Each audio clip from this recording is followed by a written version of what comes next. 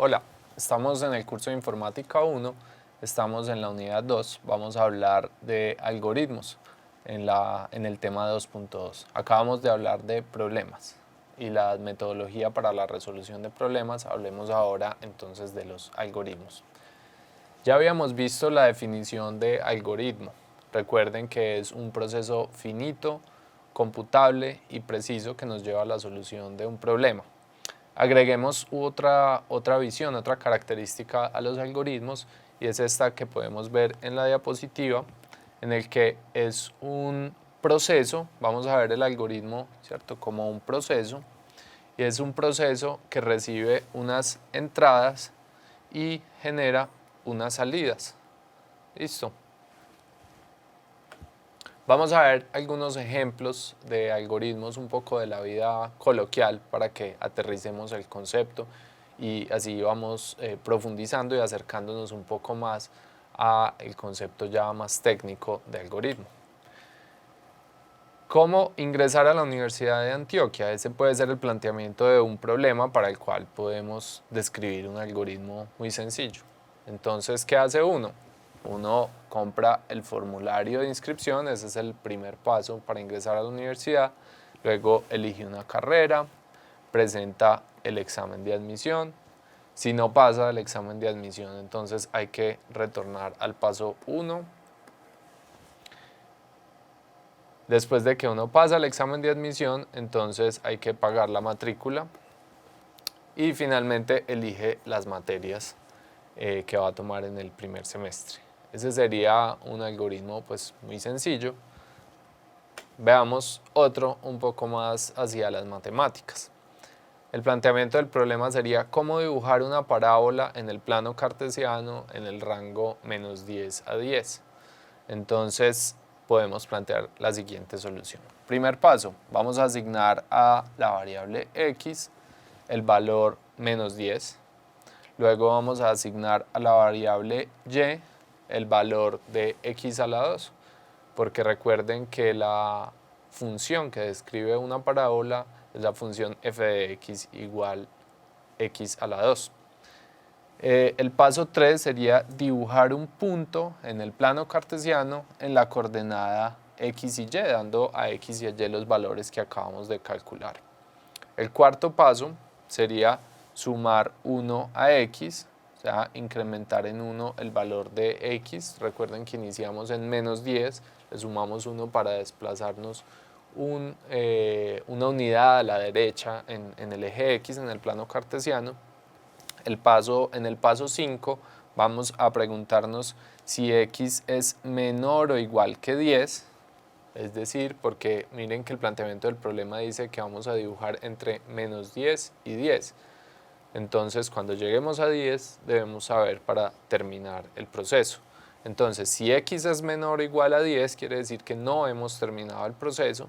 Entonces, vaya al paso 2. Entonces, vamos aquí al paso 2. En el paso 2 asignamos a y el valor de x a la 2. Recuerden que x ya tiene un nuevo valor porque le habíamos sumado 1 a x. Así vamos a encontrar una nueva pareja de x y y. Vamos a dibujarla de nuevo, esa pareja como un punto en el plano cartesiano, y la unión de esos puntos pues va a resultar en una parábola. Vamos a plantear como estrategia general para el diseño de un algoritmo algunas preguntas. Nos vamos a hacer siempre estas preguntas para poder responderlas y con esas respuestas utilizarlas como insumo para el diseño del algoritmo. Entonces, veámoslo a través de un ejemplo. El problema nos plantea el cálculo del área del triángulo. ¿Listo? Entonces, veamos el análisis que haríamos en este caso. Es muy sencillo, son todavía situaciones triviales, problemas muy sencillos. Rápidamente vamos a ir a problemas más complejos. Entonces, la primera pregunta del análisis que nos debemos hacer es ¿cuál es el objetivo buscado? En este caso, el objetivo es calcular el área del triángulo. Muy fácil, ¿cierto? La segunda pregunta sería, ¿cuáles son los datos de entrada? Recordando el diagrama que les mostré 2 diapositivas atrás, donde demostrábamos que el algoritmo es un proceso, un bloquecito de un proceso que tiene unas entradas y unas salidas. Entonces, ¿cuáles son los datos de entrada? ¿Cuáles son esas entradas del proceso que tendríamos que desarrollar para este problema? Las entradas serían base y altura, ¿cierto? ¿Qué es lo que necesitamos para calcular el área del triángulo? ¿Cuáles son los datos de salida? Los datos de salida, entonces, en este caso, sería un solo dato, que es el área del triángulo. ¿Listo? Y por último, debemos preguntarnos cuáles son los cálculos o los procedimientos que deben llevarse a cabo para poder producir los datos de salida a partir de los datos de entrada. ¿Listo? En este caso, ese cálculo, ese procedimiento, pues es una fórmula que todos conocemos que dice que el área es igual a la base por la altura sobre 2. Esa es la fórmula clásica, básica del área del triángulo. Esa fórmula entonces nos va a llevar a calcular el dato de salida. Entonces, aquí tenemos la representación del algoritmo. Aquí está internamente nuestro proceso que calcula el área del triángulo, los inputs que son base y altura y output, la salida del algoritmo que es el área. Vamos a presentar en este momento un concepto muy importante en algoritmos y programación, que son las variables. Las variables nos permiten tener datos en los algoritmos. ¿Listo? Los datos son el insumo de los algoritmos. Recordemos que un algoritmo es una máquina que procesa datos, recibe datos de entrada y le entrega a uno datos de salida. Entonces, miremos la definición que tenemos aquí de variable. Dice que es un espacio de memoria, ¿listo?, en la memoria del computador, al que se le da un nombre y este espacio almacena un valor, ¿cierto?, un dato. Ese dato puede ser modificado por instrucciones del algoritmo. Por ejemplo, en el algoritmo de la parábola que acabamos de desarrollar, X es una variable, pero no solamente es una variable en el concepto matemático de variable, sino que cuando implementemos un algoritmo va a ser una variable en el concepto algorítmico y de programación de la variable, es decir, va a haber un espacio en la memoria del computador que le vamos a llamar X y en ese espacio va a estar almacenado un valor de X. Ese valor no va a ser el mismo en todo el programa, sino que va a ir cambiando.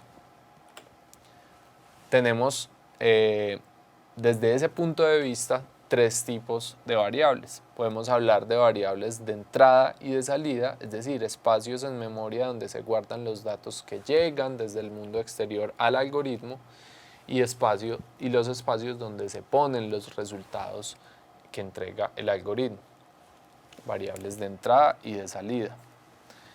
Podemos reconocer también lo que llamamos variables auxiliares. Las variables auxiliares son aquellas variables que no son ni de entrada ni de salida, sino que son espacios en memoria, datos temporales que se requieren en el procesamiento de los datos de entrada. Y hay un caso particular que hablamos de variables que les decimos constantes, que es un poco contradictorio porque variable y constante suena contradictorio, pero en este sentido son espacios en memoria que tienen un valor que no va a cambiar a lo largo del programa. Una variable recordemos, una variable como espacio en la memoria del computador puede contener diferentes tipos de datos, puede contener números decimales, un número entero, puede contener un arreglo de números, un arreglo de letras, de caracteres, o como vimos en la unidad 1, también esos espacios de memoria, aunque contengan números, pueden representar muchas otras cosas como colores, sonidos, imágenes, etc. Veamos otro ejemplo de un algoritmo aplicando nuestra estrategia de análisis. El problema plantea que se requiere diseñar un algoritmo que calcule el número de meses que hay entre los años A y B. Listo. Fácilmente podemos identificar el proceso matemático muy sencillo para llevar a la solución, pero hagamos el análisis. La primera pregunta, recuerden, era ¿cuáles son los datos de entrada? Entonces podemos decir aquí fácilmente que los datos de entrada son los años especificados, A y B. A y B son los nombres que le estamos dando a estas variables para nuestro algoritmo. Y los datos de salida son el número total de meses transcurridos.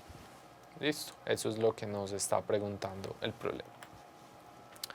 Vamos a darle nombres entonces a esas variables ya para la especificación del algoritmo. Entonces vamos a decir que A le vamos a llamar al primer año del rango que nos da el problema, B para el segundo año. Vamos a hablar de una variable years que representa los años transcurridos entre A y B.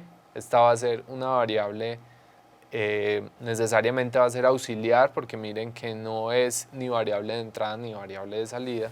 Y tenemos la variable months que representa los meses transcurridos, que sí es una variable de salida. Listo, esta sería entonces una variable auxiliar. Estas serían las variables de entrada, vamos a escribirlo en inglés, y esta sería la variable de salida. Muy bien. ¿Cuál es nuestro algoritmo? Muy sencillo. Lo podemos plantear en estos 4 pasos. Primer paso, capturar los valores de A y B. Vamos a hacer explícito de ahora en adelante ese proceso en el que vamos a recibir los datos de entrada. ¿Listo? Porque es una instrucción explícita que debemos darle al computador que reciba esa información. Esa información puede venir de cualquiera de los dispositivos de entrada que veíamos en la unidad 1, como del teclado, del mouse, de una conexión a una red, a internet. Entonces capturamos los valores de A y B. En ese momento, posterior a la ejecución de ese paso, ya en la memoria, en el espacio A y B, tenemos 2 valores. Después de tener esos 2 valores, podemos seguir con el paso 2. El paso 2 dice asignar a years la operación B menos A, ¿cierto? Porque recuerden que queremos conocer cuántos meses hay entre esos 2 años, pues debemos conocer primero cuántos años hay y después multiplicar por 12. Entonces hacemos la resta respectiva y al tercer paso le vamos a asignar a la variable months, que ya habíamos definido como la variable que va a contener el resultado, la operación years multiplicado por 12. Listo, por cada año pues 12 meses, muy sencillo. Y por último vamos a hacer también explícito la acción de mostrar los resultados o entregarlos. Así como hacemos explícito el paso 1 donde se capturan los valores, también vamos a hacer explícito el paso de mostrar los resultados. Mostrarlos como, por ejemplo, en la pantalla del computador.